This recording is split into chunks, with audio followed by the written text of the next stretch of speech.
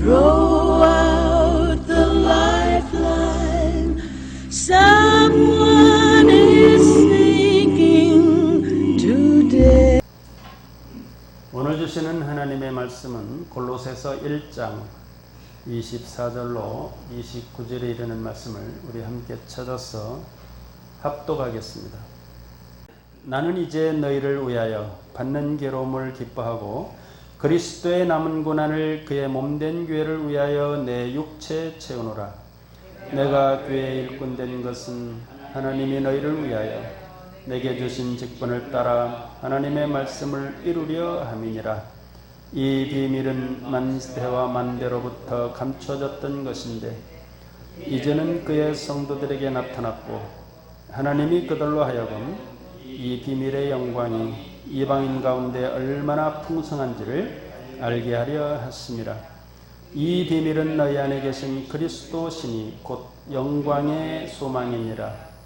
우리가 그를 전파하여 각 사람을 권하고 모든 지혜로 각 사람을 가르침은 각 사람을 그리스도 안에서 완전한 자로 세우려 함이니 이를 위하여 나도 내 속에서 능력으로 역사하시는 이의 역사를 따라 힘을 다하여 수고하노라. 아멘. 기도하겠습니다. 오늘도 거룩한 성의를 허락해 주시고 주의 사랑하는 성도들을 이렇게 주님 앞에 불러 모아 주시사 말씀과 진리로 우리를 거룩하게 하시오니 감사 찬양을 드립니다. 이 시간 부족하고 연약한 종의 하나님의 말씀을 선포할 때 말씀 속에서 살아계신 하나님을 만날 수 있는 우리 모두 되도록 축복해 주옵소서. 부족하고 연약한 종에게 이 시간도 성령으로 기름 부어 주옵시기를 간절히 바라옵고 나올 때 예수님의 이름으로 기도하옵나이다. 아멘. 할렐루야.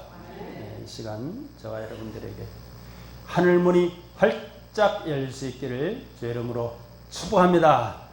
오늘 주시는 말씀의 제목을 오늘 27절 가운데 이 비밀의 영광이 이런 제목으로 저와 여러분들 은혜를 받도록 하겠습니다. 이 비밀의 영광이, 즉 그리스도의 영광이, 하나님 나라의 영광이, 사실 다 같은 말입니다. 그리스도가 사실 영광이시지 않습니까? 빛이신 그리스도시니까 영광의 주님이십니다. 물론 하나님께서도 영광의 하나님이시고 그리스도께서도 마찬가지 영광의 그리스도시라고 믿습니다. 세상 사람들은 영광을 나타내고 또 영광스러운 자리에 앉기를 좋아하고 영광스러워지려고 하는 그런 기본적인 욕구가 사실 우리들 마음 가운데 다 꿈틀거리고 있습니다. 이것을 어찌 하겠어요? 그걸 막을 도리가 없지 않습니까? 이 세상 영광, 얼마나 세상 영광이 많습니까? 화려한 이런 영광, 승리의 영광, 또 빛나는 영광, 그런 영광도 있고, 또 부정적인 측면으로 영광도 있지 않습니까? 빛바랜 영광, 상처뿐인 영광, 또 말뿐인 영광, 이런 것은 어떻게 보면 조금 비아냥거리는 그런 영광이라고 말할 수도 있겠죠. 어떻든 간에 우리 인간들은 누구든지 다 마찬가지입니다.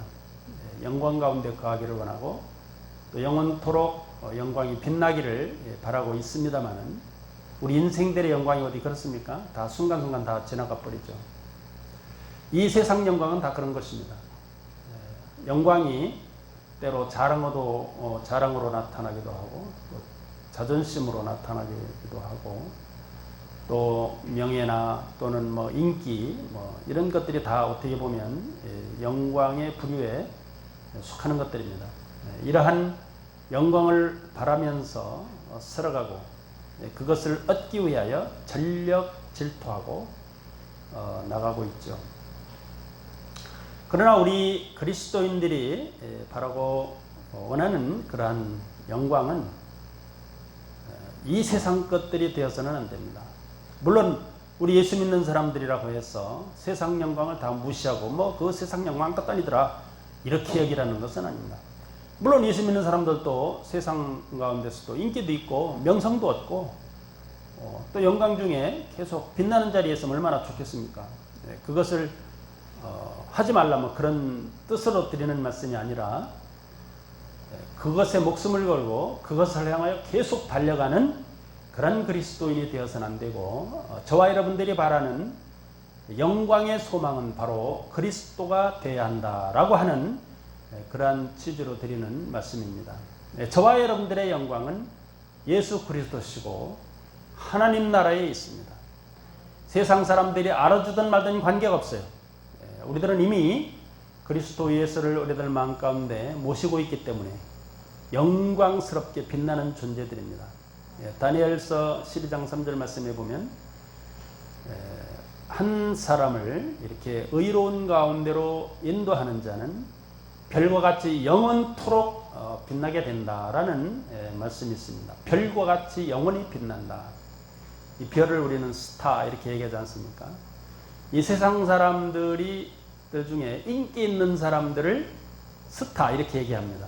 즉 별과 같이 빛난다라고 하는 이런 측면에서 스타라고 얘기하는데 세상에 인기를 받는 또 운동을 잘해서 인기를 받게 되는 이런 스타가 아니라 우리들은 이미 여러분 그리스도 예수로 우리들 마음 가운데 생명의 빛이 빛나고 있다고 믿습니다.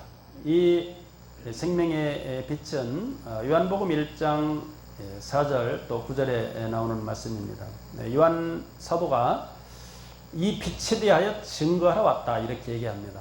예수 그리스도를 빛으로 이렇게 소개하는 그런 장면이죠. 근데 이 빛은 생명의 빛이다 이렇게 말씀을 하고 있어요. 이 세상에서 말하는 이런 물리적인 빛을 말하는 것이 아니라 영광의 빛, 하나님 나라에서 빛나는 영의 세계에서 빛나는 그런 영광을 말하는 것입니다. 정말 예수님은 영광이십니다. 우리 사도행전 9장 3절 이하에 보면 사도 바울이 부활하신 예수 그리스도를 만나게 되죠. 그때 밝은 빛이 얼마나 그 빛이 밝았는지 사도 바울이 순식간에 눈이 멀어버렸어요.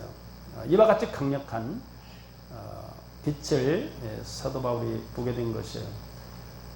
그리스도 예수뿐만이 아닙니다. 이 천사들도 빛나는 존재로 항상 성경에 등장하고 있어요. 즉 영의 세계는 다 빛나는 존재들이다 이렇게 봅니다. 저와 여러분들이 앞으로 부활의 몸으로 영의 몸으로 부활을 하게 될 때 그때 천사처럼 저와 여러분들도 다 그리스도 앞에 빛나게 된다고 믿습니다. 왜? 그리스도께서 빛나시는 분인데 영광이신데 우리가 그 그리스도를 우리들의 마음 가운데 주인으로 모셨다면 저와 여러분들도 그 그리스도의 영광이 우리들 마음 가운데 빛나게 된다고 믿습니다. 그런데 왜 오늘 사도 바울이 골로새 교인들에게 이 비밀의 영광이라고 하는 그런 말씀을 다시 새삼스럽게 얘기를 하고 있는가? 사도 바울은 자기가 개척한 교회들마다 그리스도의 재림, 임박한 재림과 그분이 하나님의 아들로서 부활하신 부활의 그리스도다라고 하는 사실을 계속해서 전파를 많이 하고 다녔습니다. 그런데 우리가 잘 알다시피 골로새에 이단들이 생겼지 않습니까? 이 이단들에 대해서 이렇게 대처하려면 우리가 믿는 그리스도 예수를 새롭게 다시 알도록 권하는 것이죠. 그런데 우리가 잘 알다시피 대부분 이단으로 빠지고 이리저리 넘어지고 일어나지 못하는 그런 성도들 보면 사실 예수 그리스도를 잘 알지도 못할 뿐더러 그리스도가 그 마음 가운데 확실히 세워 있지 않는 사람들, 그리스도가 그 마음 가운데 확실히 박혀서 뿌리가 내리고 터가 굳어져서 저러나 오르나 치우치지 않는 그런 성도들이라면 2단, 3단 염려할 게 뭐 있겠어요. 아무 걱정도 없죠. 그런데 꼭 교회마다 다 마찬가지예요. 성도들이 다 믿음으로 굳게 섰으면 얼마나 좋겠어요. 하나님께서도 바라는 바시고 예수님께서도 믿음의 장성한 분량이 이르기를 바라시고 계신데 그러면 얼마나 좋겠냐 그 말이죠. 그런데 교회는 그렇지 못한 분들이 생각이 외로 많아요. 그래서 바울은 이렇게 그리스도를 다시 비밀이라고 하는 그런 말씀으로 그분을 새롭게 일깨우고 있다라는 사실입니다. 그런데 왜 그리스도를 이렇게 비밀 가운데 계셨던 분이라고 소개를 하고 있는가? 성경에서 사실 그렇게 말씀을 하고 있기 때문에 그래요. 오늘 26절에 보면은 이 비밀은 즉 그리스도는 그런 말이죠. 만세와 만대로부터 감춰졌었다. 이제는 그 성도들에게 나타났다. 이렇게 말씀을 하시잖아요. 왜 만세와 만대 전에 감춰졌다고 말씀을 하시는가? 성경 가운데 그리스도가 이렇게 처음부터 100% 계시되고 나타나는 것이 아니고 차츰차츰 그러니까 이제 스텝 바이 스텝 점차적으로 성경에 계시가 되어 있어요. 아담이 타락하자마자 하나님께서는 창세기 3장 15절 말씀으로 앞으로 인간들을 구원하시겠다 이렇게 하신 말씀을 보면 여인의 후손 가운데 그 한 사람을 구원자로 내세우시고 그 여인의 후손은 사단 네 머리를 깨트린다. 사단은 그의 발꿈치를 잡는다. 이런 말씀을 하셨어요. 그러니까 그 말씀이 근거가 되어서 성경 가운데 계속해서 그 말씀을 이루려고 하나님의 말씀들이 계시가 되어 있죠. 우리가 잘 아는 대로 이 창세기에 나타난 예수 그리스도는 이제 비밀에다 처음이니까 휩싸여 있잖아요. 그런데 그리스도는 하나님과 더불어 흑암 위에 계신 그런 그리스도로 나타납니다. 그리스도라고 따로 이렇게 나타나는 게 아니에요. 하나님과 함께 계신 그리스도, 즉 복수의 하나님으로 창세기에 나타나죠. 물론 성령은 따로 나타납니다. 창세기 1장 2절에 보면 하나님의 영은 성령은 하나님의 영은 수면에 운행하신다 이렇게 말씀하시고 있지만 하나님은 흑암이 이제 하나님으로 나타나잖아요. 흑암이 깊음 위에 있다 이런 말씀을 하고 계십니다. 그 흑암이 창세기 15장 2절에는 아브라함에게 임합니다. 어두운 컴컴한 밤에 좀 무서운 밤이면 좀 무섭잖아요. 근데 흑암이 임했다고 이렇게 그 성경에 나와 있어요. 하나님은 흑암에 계신 하나님으로 특히 구약 성경에 창세기에는 나타나 있죠. 출애굽기 21장 10절인지 12절인지 거기에도 뭐라고 나오냐면은 모세가 흑암에 계신 여호와께로 나간다 이런 말씀이 있습니다. 그런데 하나님이 왜 흑암에 계실까요?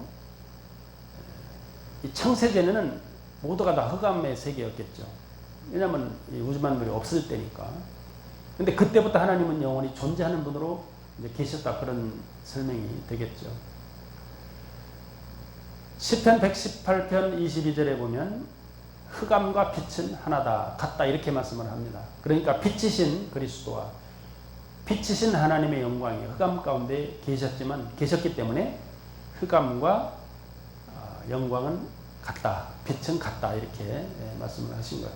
이렇게 창세기에는 삼위 하나님으로 나타나지만 이제 출애굽기에 들어서는 그리스도가 바위로 나타납니다. 이런 것이 이제 바로 그리스도의 비밀이라고 볼 수 있어요. 바위, 반석으로도 나타납니다. 우리가 바위, 반석이 이스라엘 가운데 얼마나 흔한 것이고 어떤 역할을 하는 것인지 우리가 이미 잘 알고 있습니다. 반석으로 집도 짓고 반석으로 요새도 만들고 또 돌로서 반석이 나도록 마찬가지니까 적군들이 오면 요새 숨어있다 그걸로 공격 무기로 사용하고 그러지 않습니까? 또 예수님께서 마태복음 16장 18절 말씀에는 베드로에게 너는 반석이다 이렇게 얘기를 하고 이 반석 위에 내 교회를 세우리니 음부의 권세가 이기지 못하리라 이렇게 말씀을 하셨어요. 그러니까 그리스도도 여호와가 나는 반석이라고 했는데 또 요새라고 했는데 그리스도도 나는 반석이다 이렇게 얘기했죠. 그러니까 그리스도와 하나님은 동질의 하나님으로서 같다 이런 뜻으로 나타낸 것이라 우리가 볼 수 있습니다. 이렇게 출애굽기는 반석, 또 민수기에도 마찬가지 반석으로 나타나시고, 모세가 그 반석을 가르니까 거기에서 물이 나오잖아요. 신기하죠. 이게 바로 그리스도의 비밀인 것이죠. 성령이 수면의 운행이 있지 않습니까? 그런데 반석을 가르니까 거기서 물이 나왔다는 거예요. 또 레위기에서는 예수 그리스도를 어떻게 표현하시는가? 제물로, 어린 양으로 이렇게 나타나고, 특히 출애굽기에서도 어린 양을 잡아서 표적을 삼아 문설주에 바르게 될 때 죽음의 사자가 데려와 피하게 된다는 사실을 우리가 또 이미 잘 알고 있습니다. 이렇게 성경 가운데는 그리스도를 점차 이렇게 그 비밀을 밝히시죠. 사사기에 보면은 바위에서 6장 22절 같은 데는 불이 나옵니다. 불.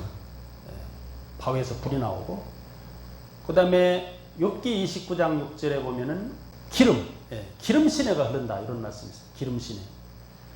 이게 바위에서 기름도 나오고 불도 나오고.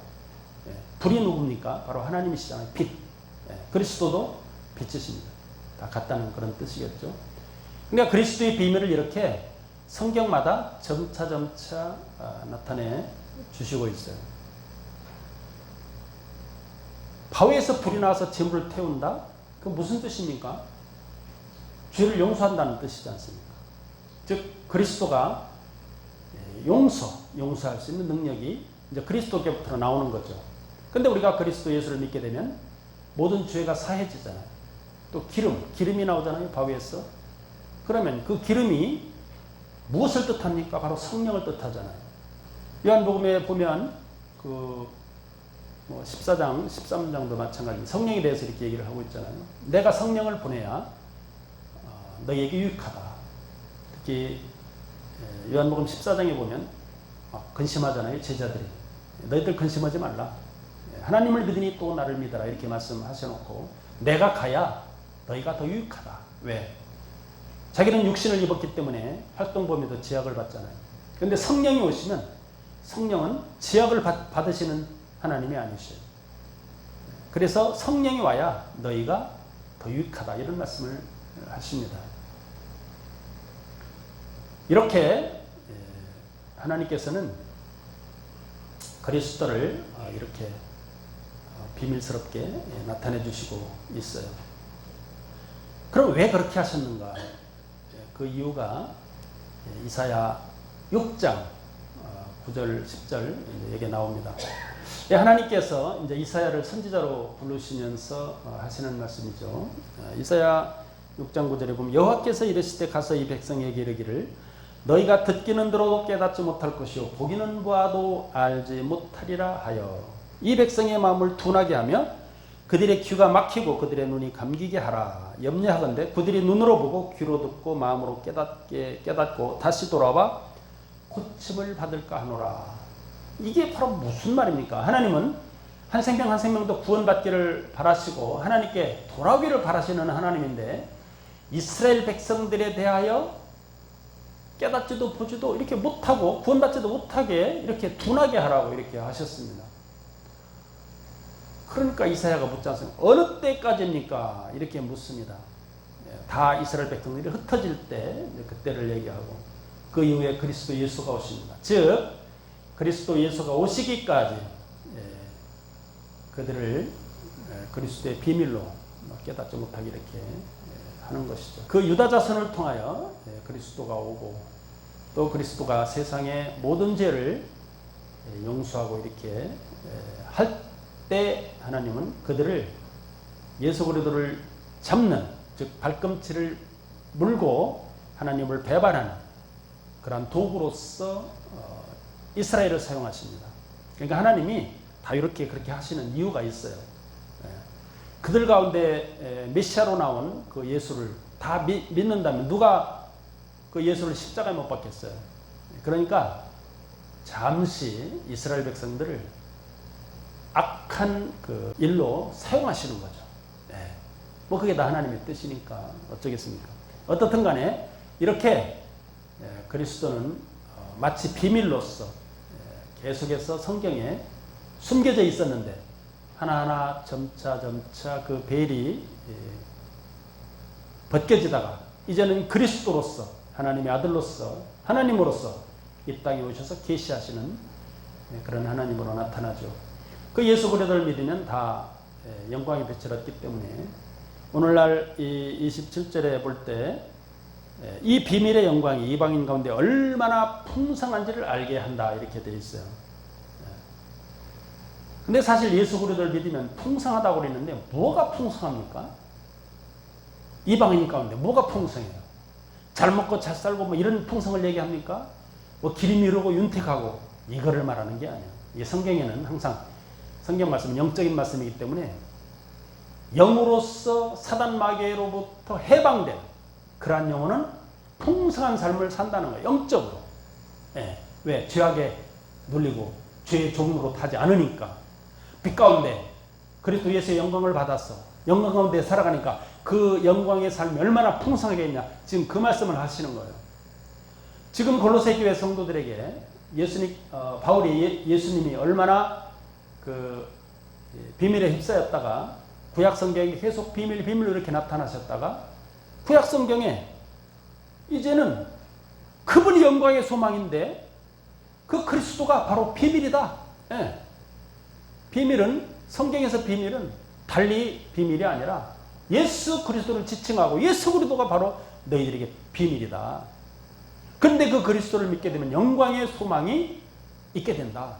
영광의 소망이 뭡니까? 저와 여러분들 하나님 나라 가야 부활의 몸으로 또 부활도 하고 그리스도와 더불어 영광의 몸으로서 하나님 나라에 동참하게 되지 않습니까? 그 영광의 소망이 바로 예수 그리스도를 통하여 이루어진다는 거예요. 예.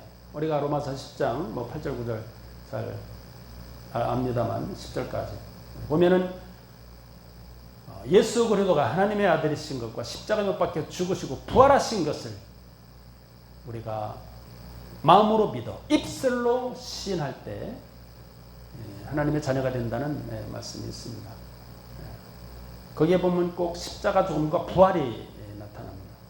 그래서 특히 부활도 어떻게 보면 그리스도의 비밀이에요. 우리가 이사야 26장 19절에 볼 때 메시아로 올 자는 앞으로 부활을 한다는 그 말씀이 있습니다.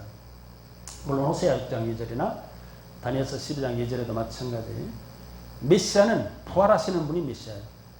이스라엘에 수도 없는 이제 그들은 그 예수가 메시아가 아니라고 이렇게 보기 때문에 뭐 몇십 명 뭐 이렇게 그리스도 같은 분들이 왔다는 거예요. 그런데 계속 믿지를 못했죠.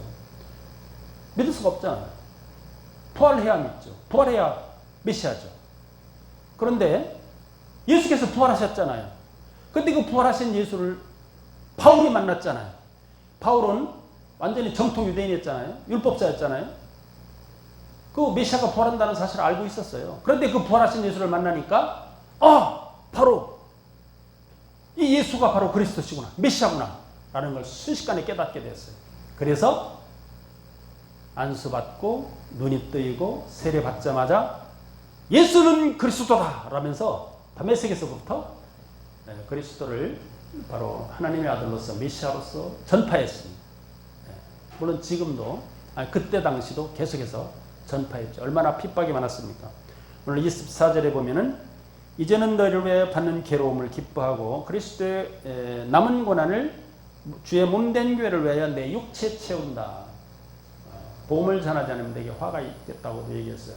이만큼 그리스도의 복음을 전하려고 애쓰는 것은 그가 메시아라는 것을 확신했기 때문에 그렇게 복음을 위해서 애쓰고 고통받는 것을 당연히 여기고 또 앞으로 복음을 전하다가 무슨 고난이 온다 할지라도 내가 기꺼이 감내하겠다. 왜? 그 비밀, 성경에서 말했던 구약 성경의 그 비밀이 바로 그리스도시기 때문에 그렇다는 거예요. 이게 바로 바울의 그 메시아관이라고 볼 수 있어요. 그런데 골로새 교회에 이단이 등장했어. 예수를 믿다가 다 떠날까봐 지금 걱정해서 이 에바브라가 와서 가르쳐줬잖아요. 설립자가 에바브라니까. 그래서 이렇게 편지를 보내서 그들이 예수 그리스도를 바로 알고 바로 믿도록 하도록 하기 위해 이렇게 예수님에 대하여 특히 1장에서는 많이 이렇게 말씀을 하고 있습니다. 그리스도의 본질로부터 그분이 어떻게 오시고 또 어떤 일을 하셨는지를 확실하게 말씀해 주시고 있고, 오늘 말씀에도 그는 성경 가운데 비밀 속에 쌓여있던 이런 분인데 이제는 그 비밀이 나타났다. 근데 나타나고 보니까 그 비밀이 바로 그리스도더라 라는 사실과 그분을 믿게 될 때 우리는 영광의 소망이 있게 된다, 그런 말이죠. 그래서 비밀의 영광이에요. 비밀의 영광, 그리스도의 영광이 그런 말이죠. 이러한 예수를 믿게 될 때 저와 여러분들도 영광스러운 하나님의 백성들이 다 된다고 믿습니다. 저와 여러분들은 이제 이 세상의 영광, 뭐 세상 영광도 좋죠. 이런 영광을 위해서 살기보다는 이제는 하나님 나라의 영광, 그 영광 받기를 위해서 저와 여러분들이 예수도 잘 믿고 또 사랑의 수고도 잘 감당해야 된다고 믿습니다. 사도 바울은 너무나 잘 알다시피 많은 고통을 받으셨고, 물론 문화가 다 다른데 복음을 전하려고 하니까 뭐 그게 쉽게 되겠습니까? 어렵죠. 우리나라에도 처음에 복음이 들어왔을 때, 천주교 개통을 타고 들어왔을 때 얼마나 많은 사람들이 죽었습니까? 뭐 신유 사옥, 무슨 사옥, 을미 뭐 사옥인지 뭔지, 역사에도 좌우지간 많은 그 천주교인들이 죽은 사실도 우리나라에서 드러나고 있어요. 왜 그렇게 죽었는가? 문화가 다르니까. 문화가 다르니까. 근데 그 나라 문화와 복음이 충돌하게 되잖아요. 그러니까 많은 문제가 발생하는 거예요. 근데 바울도 마찬가지였어요. 곳곳에 그리스도의 복음을, 하나님 나라의 복음을 선포할 때마다 전부 다 반응이 아주 막 자기네들 문화와 충돌이 되니까 막 저 죽일 놈 막 이러면서, 그래서 별의별 고통을 다 받았어요. 심지어 유대인들한테도 많은 고통을 받았어요. 왜냐하면 유대인들은 예수 믿어야 구원받는다고 주장을 안 했잖아요. 할례를 받아야 구원받는다고 그랬는데, 아이 저놈이 갑자기 정통 유대인인데 나타나더니 예수를 믿어야 구원받는다니, 이러니 망발이 어딨냐. 이제 유대인들 생각에 그런 거죠. 아니 우리가 다 아브라함의 후손으로서 할례를 받아야 마땅히 그 자손이 되고 하나님 나라를 상속받게 되는데 무슨 소리냐. 무슨 예수님을 믿어야 구원이냐. 저놈 저거 헛소리한다. 저거 죽여라. 심지어 데살로니가 교회에서는요 죽을 뻔했어요. 그런데 뭐 이리저리 도망다니고, 뭐 심지어 그 배 타고 또 아덴으로 도망가잖아요. 그래서 살게 되고, 어떻든 이 목숨이 아주 상당히 위태로울 때가 많았어요. 1차 이 전도 때 뭐 밤빌리아 또 뭐 이쪽 가서는 전도하다가 돌에 맞아가지고 죽은 줄 알고 내버렸는데 나중에 다시 살아났어요. 툭툭 털고 일어났죠. 그 사람들은 죽은 줄 알았거든. 이렇게 많은 이 복음을 전하다가 많은 괴로움과 고통을 당했고, 또 죽을 뻔한 게 뭐 수도 없이 많이 있었죠. 왜 그래도 그가 그렇게 그리스도가 메시아다라는 것을 전파하고 계속 목숨을 걸고 전파했을까? 구약에 나타났던 그 비밀들이 다 풀고 보니까 바로 예수 그리스도신 거예요. 그러니까 그가 죽자 사자 이제껏 계속해서 그 그리스도를, 메시아를 바랐는데, 아이고 우리가 바랬던 그 메시아가 바로 예수라니. 우리가 십자가에 죽게 한 그 바로 예수가 메시아라니. 우리가 바랐던 메시아라니. 이렇게 깨닫게 된 거죠. 그러니까 죽자사자, 그가 또 열정 있는 사람이거든요, 바울이. 그래서 복음을 그렇게 열심히 전했던 거죠. 오늘 28절, 29절에도 저와 여러분들에게 권면해 주고 있어요. 영광의 소망이 바로 그리스도시다. 그리스도를 믿게 될 때 우리가 영광의 소망을 얻게 된다. 그 비밀의 영광이 바로 그리스도다 라는 사실을 골로새 교회에서 다시 한번 깨닫게 하고 모든 이단들을 물리치기를 바라고 또 그를 전파해서 예수 그리스도 안에서 완전한 자로 세우려고 많이 애썼다는 그런 말씀도 오늘 가운데 있고, 근데 그것이 이제 인본주의적으로 하는 게 아니라 내 마음 가운데 역사하시는 이의 그 힘을 따라, 즉 성령의 도우심이죠. 성령의 역사 따라 저희가 수고한다고 얘기를 하고 있어요. 오늘 주시는 이 말씀을 우리가 다시 한번 생각을 하면서 그가 세웠던 골로새 교회, 그 골로새 교회에 이단들이 발생했을 때 다시 한번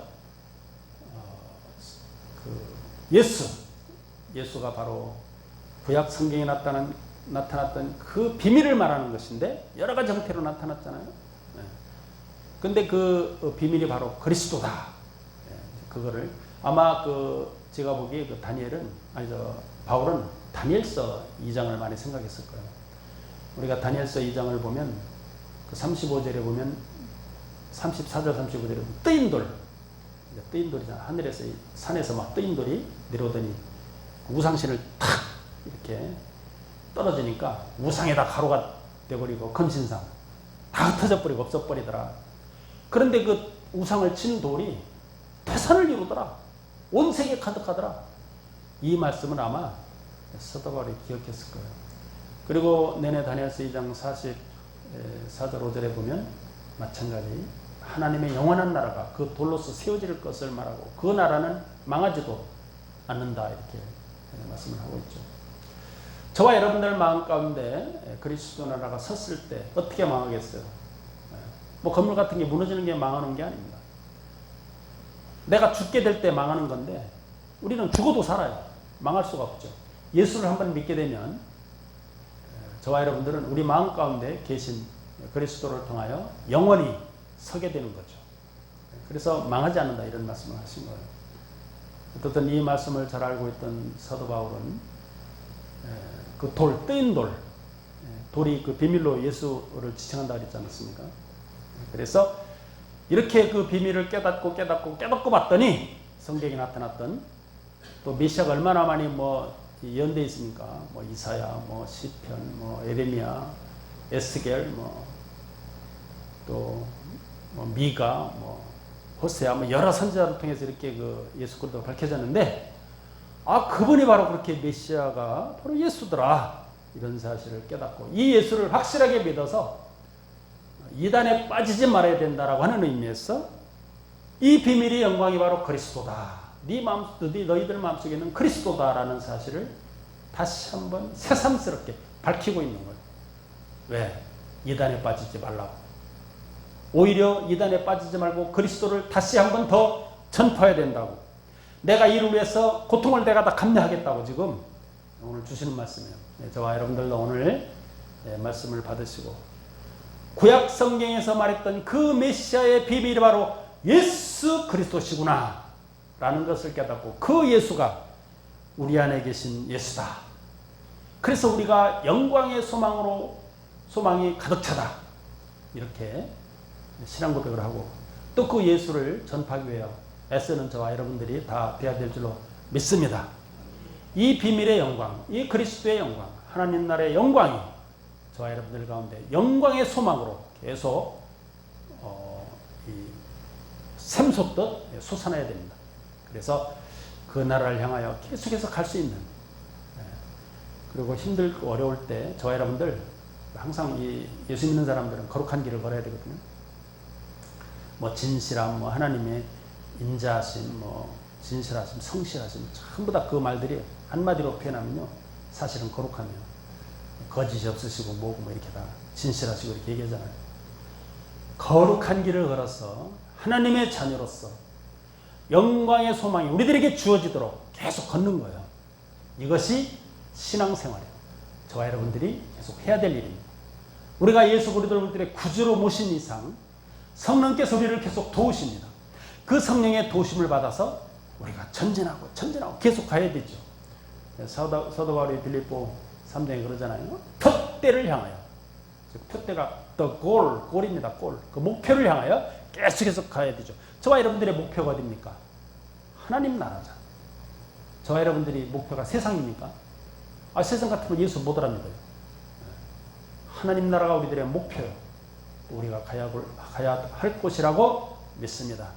다시 한번 비밀의 영광 되신 그리스도를 우리들 마음속에 계속 모시고 그분이 주시는 영광의 소망으로 가득 차서 그 목표를 향하여 꾸준히 힘있게 달려갈 수 있는 저와 여러분들이 될 수 있을 수 있기를 주의 이름으로 축원합니다.